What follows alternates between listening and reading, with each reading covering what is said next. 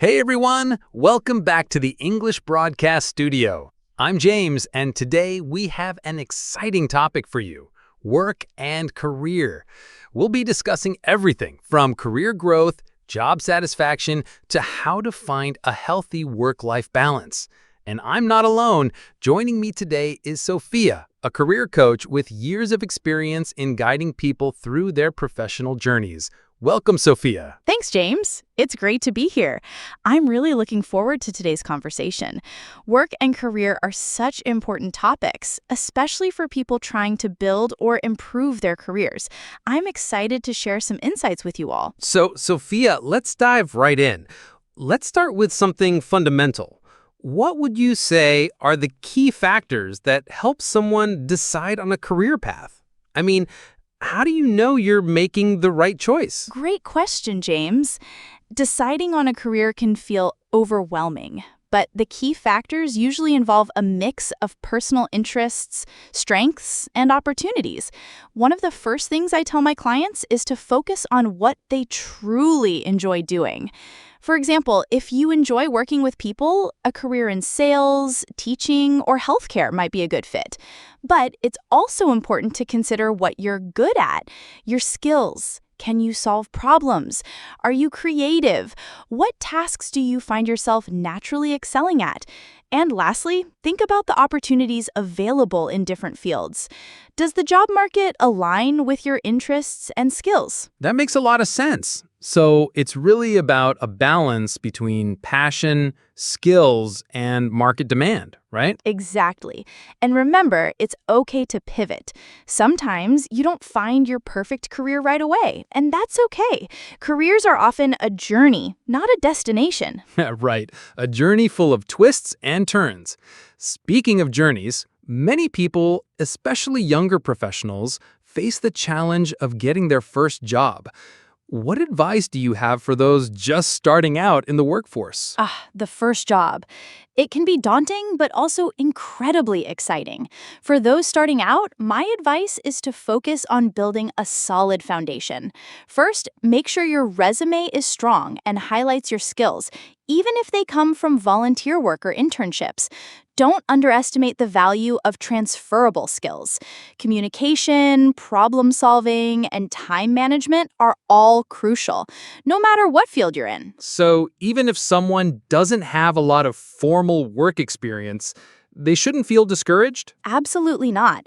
Many employers look for potential, not just experience. So be sure to showcase your enthusiasm to learn, your ability to work in teams, and your adaptability. And one more thing. Networking. Start building connections early. Attend job fairs, reach out to people on LinkedIn, and don't be afraid to ask for informational interviews. They can open doors that you might not even know exist. I totally agree. Networking is such a powerful tool. Now, let's talk about career growth. Once someone gets their foot in the door, how can they ensure they're on the right track for advancement? Career growth is something that requires both patience and strategy. It's not just about waiting for opportunities to come to you. It's about creating them. First, always be proactive in your current role. Look for ways to add value, go above and beyond, and be a solution provider. Ask for feedback regularly and use it to improve. Don't wait for annual reviews to know where you stand. Check in with your manager or colleagues often. Nods eagerly. So it's about consistently proving your worth, right? Yes, but it's also about being strategic. Learn the skills that are in demand in your industry and actively seek out training and development opportunities. If there's a skill gap, take the initiative to fill it. And most importantly, be patient. Career growth often takes time, but if you're consistently improving and adding value, the opportunities will come. Great advice, Sophia. Now, let's switch gears a bit and talk about job satisfaction. Many people wonder if they've chosen the right career or if they're in the right job. What can someone do if they feel stuck or unhappy at work? That's a tough situation, and many people find themselves there at some point. If you feel stuck, the first thing I recommend is to take a step back and assess the situation. Ask yourself, what exactly is making you unhappy? Is it the work itself, the environment, or perhaps the lack of growth opportunities? Sometimes the issue can be resolved within your current role, such as through better communication with your manager or taking on new challenges. But if you feel like the problem is deeper, it might be time to consider a change. So, should people try to make adjustments within their current job, or is it okay to switch careers if they're not happy? That's a personal decision. I always tell people that it's okay to reassess and make changes if something no longer aligns with your values or long-term goals. However, before jumping into a new career, make sure you've done thorough research. Sometimes a slight shift in your current role, like changing teams or moving into a different department, can make a world of difference. But if you're certain that your passion lies elsewhere, then it's perfectly okay to explore new paths. Just make sure you're making an informed decision. That's really great advice, Sophia. It sounds like it's all about balance, balancing your interests with the reality of the job market and balancing personal satisfaction with professional growth. Exactly, James. Career decisions are never one size fits all. It's about what feels right for you. And remember, the journey is just as important as the destination. Right, Sophia. We've touched on some pretty important topics already, but I want to ask you about something many people struggle with: work-life balance. We live in a world where it's easy to get caught up in work, and sometimes it feels like there's no time left for anything else. How can someone ensure they're balancing both their work and personal life effectively? Work-life balance is a critical issue, especially for professionals who are passionate about what they do. The key to balance is setting boundaries. It's easy to get absorbed in work, but you need to set clear limits on your work hours. Make sure you carve out time for yourself, your family, and your hobbies. Prioritize your personal well-being and health, and don't be afraid to say no when work demands cross into your personal time. Setting boundaries is so important, but sometimes when people are ambitious and striving to climb the ladder, they may feel guilty about taking time off. Do you think ambition and work-life balance can coexist? Absolutely. In fact, I believe that maintaining work-life balance enhances ambition. If you're constantly burning out, you'll find it harder to stay motivated or be productive. When you give yourself time to recharge, you come back to work with fresh energy and a better mindset. So it's not about choosing one over the other, it's about integrating both. You can work hard and be ambitious, but you also need to rest and refresh to maintain long-term success. That makes sense. It's all about avoiding burnout and staying energized. Now, speaking of maintaining motivation, how do you suggest people stay motivated in the long term, especially when they hit obstacles or feel discouraged? That's a great question. Everyone experiences obstacles at some point. The key to staying motivated is setting both short-term and long-term goals. Short-term goals give you immediate wins and keep you focused, while long-term goals give you the bigger picture to keep you moving forward. It's important to celebrate the small victories along the way and remind yourself of why you started in the first place. It sounds like it's crucial to keep your eyes on the prize, but also appreciate the little wins along the way. Exactly. And another thing, surround yourself with a support system. Whether it's mentors, friends, or colleagues, having people who encourage you can make a big difference. When you're feeling down, talking it out with someone you trust can provide new perspectives and remind you of your strengths. I totally agree. A good support system makes all the difference. Now let's talk about something that's on everyone's mind these days: changing jobs or industries.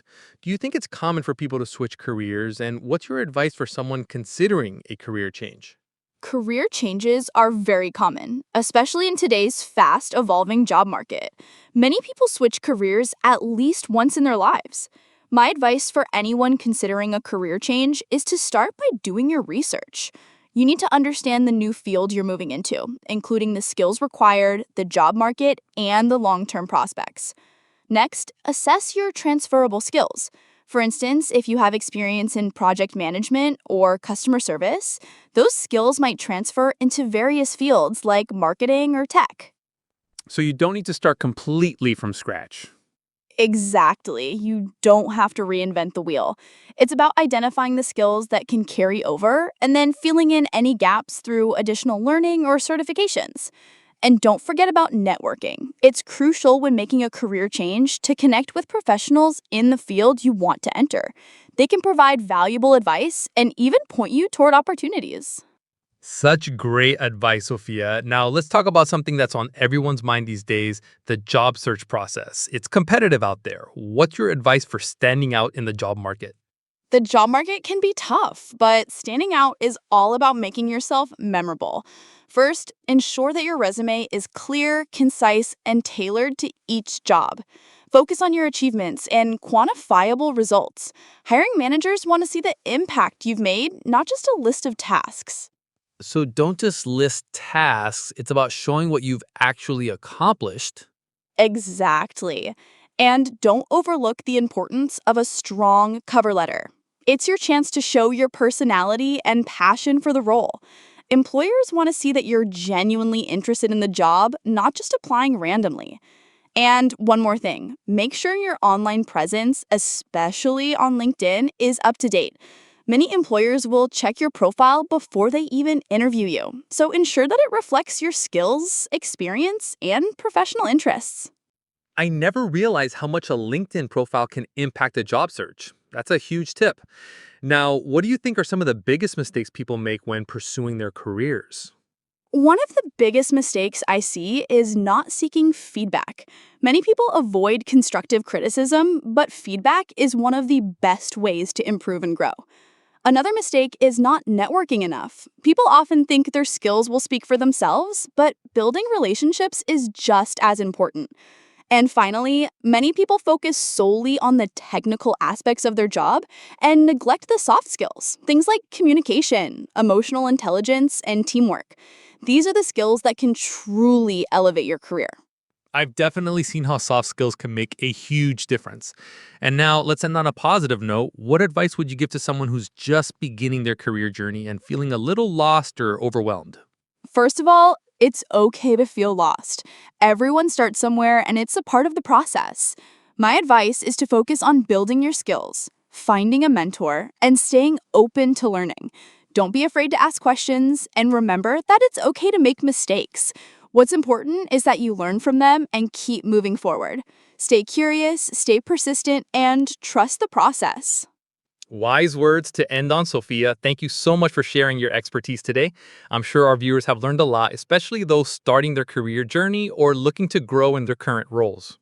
Thank you, James. It's been a pleasure. I hope everyone finds their career path rewarding, no matter where it leads them. All right, that's all for today's episode of English Broadcast Studio. If you found this conversation helpful, don't forget to like, subscribe, and hit the notification bell so you don't miss our next broadcast. Until next time, take care and keep striving for your dreams.